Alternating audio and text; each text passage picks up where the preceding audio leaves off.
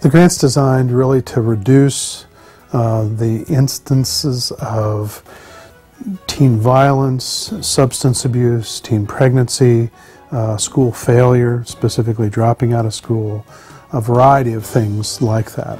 Our particular component is a training program that helps teachers learn methods that help to bolster resilience.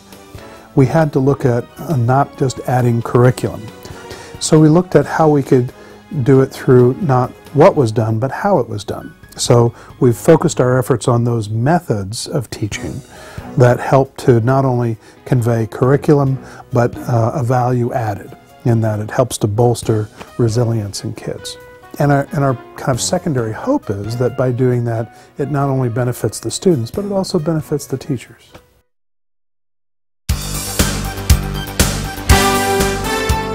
One way to start with teachers in a school is to consider using these activities as part of a professional development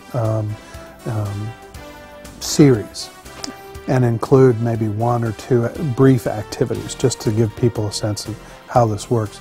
And then incorporate different activities that might take a little bit more time. You know, after some initial setup with this, you could do some of these activities at faculty meetings, and then afterwards in the debriefing phase, which really is the most critical part of the activity, talk about how, for any given teacher, how you could take this activity and teach a particular curriculum, a math lesson using this activity, or a language arts, or whatever the case may be. What we found is, once people start to get into this, it generates a lot of energy, because it's really exciting stuff. You know, it's not just fun and games. You know, people tend to have fun with most of this, but it really starts to connect with something vital inside of them. And so they start to see that there's a possibility to take this revitalization right into the classroom.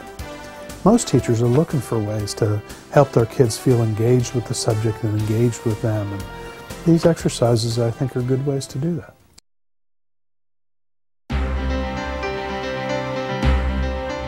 One of the activities that we do in our workshop, in the first part of the workshop, is called the Chocolate River. Most of these experiential exercises that we do have some story that goes along with it.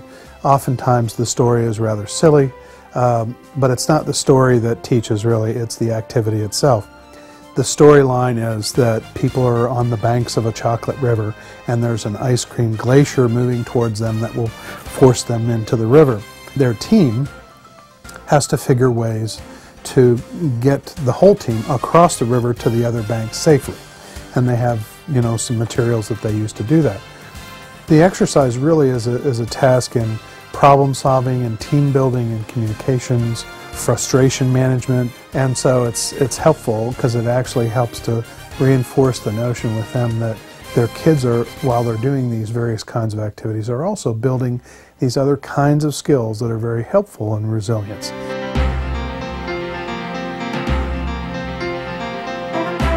Passing the hula hoop is really for a number of things. I mean, there are some obvious things, the teamwork, communications, and so forth. There's some less obvious things. Being comfortable being close, making contact because they're holding hands. Some of those issues then become kind of big ones, but are also things that break down barriers between kids that help them to utilize social support. It's a group problem-solving task that really forces people to rely on someone else to help them out, because invariably the hula hoop gets stuck somewhere and somebody doesn't quite know how to manipulate it, and somebody else, one of their neighbors, oftentimes has to come in and help them. The biggest challenge really is how to have somebody ask for the assistance they need, or to take feedback. So there's a whole variety of things that can come from it, some of which is just dependent on how the exercise goes.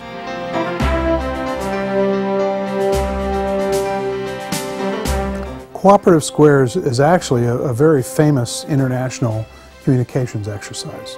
You have 5 people in a group. There are pieces that will complete 5 complete squares, but they're all mixed up. Everybody starts with a few pieces.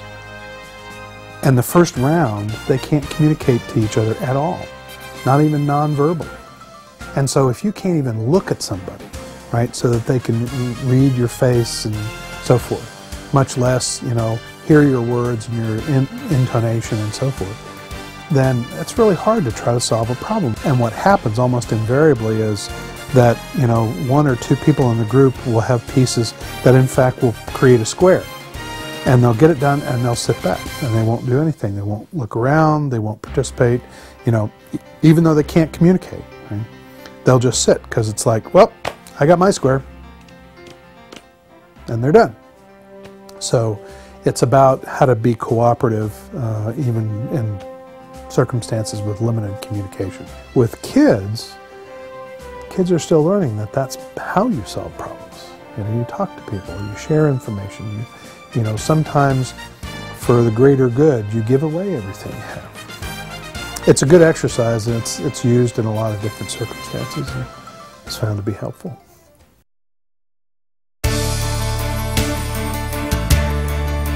In any of the exercises, you want to emphasize safety, and so part of what the facilitators do is just observe and make sure that there's nothing that would put participants at risk that happens. Other than that, it's general encouragement, general observations. If you present a challenge to somebody, and part of the benefit is allowing them the freedom to figure their own solution, even if it doesn't work. If you try to artificially reduce their frustration by giving them too many leads or giving them too much direction, it may reduce your anxiety about them struggling with the activity, but it doesn't help them.